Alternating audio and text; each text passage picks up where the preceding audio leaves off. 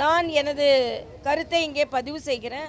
அதே மாதிரி தொடர்ந்து இந்த எஸ்ஐஆர் என்கின்ற நமது வாக்காளர் தீவிர சீர்திருத்த இந்த இயக்கத்திற்கு எதிர்க்கட்சிகள், குறிப்பாக திராவிட முன்னேற்ற கழகத்தை சார்ந்த கட்சிகள் தான் எதிர்த்து கொண்டார்கள். இன்றைக்கி நான் வரும்போது தம்பி விஜய் அவர்களின் கட்சி 16ஆம் தேதி இதற்கு எதிர்த்து ஆர்ப்பாட்டம் செய்ய போகிறார்கள் என்று அறிவித்திருக்கிறார்கள்.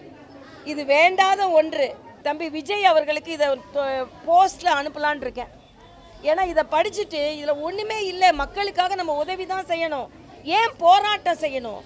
திமுக தான் போராட்டம் செய்து அரசியலுக்காக. நீங்கள் புது கட்சி, இது உங்களுக்கு இன்னும் உறுதுணையாக இருக்கும். போலி வாக்காளர்கள் இல்லாமல் முதல் தேர்தலை நீங்கள் சந்திக்க போகிறீங்க. இன்றைக்கி பீகாரில் பார்த்தீங்கன்னா ஏன் எல்லாவற்றையும் விட வாக்கு சதவீதம் அதிகரிச்சிருக்கு. பெண்கள் 10% மேலே அதிகமாக ஓட்டு போட்டிருக்காங்க. ஏன்னா போலி வாக்காளர்கள் பூத் கேப்சரிங் பண்ண மாட்டாங்க, கலாட்டா பண்ண மாட்டாங்க.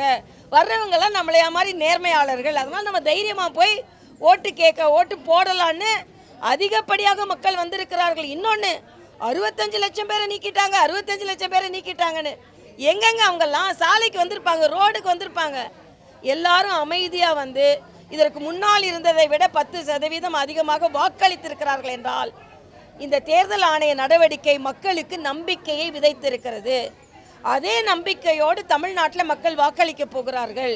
யார் பதறானா, முறைகேடாக வாக்குகளை பதிய வைத்து அதன் மூலம் வெற்றி பெறுபவர்கள் தான் பதறுகிறார்கள். ஆனால் இன்னைக்கு நிச்சயமாக இந்த வாக்காளர் சேர்ப்பு முகாம், தீவிர பரிசீலனை முகாம் சிறப்பாக நடைபெற்றதென்றால் தமிழக மக்கள் பலன் பெறுவார்கள், பயன் பெறுவார்கள் என்பதை நான் இங்கே தெரிவித்துக் கொள்கிறேன்.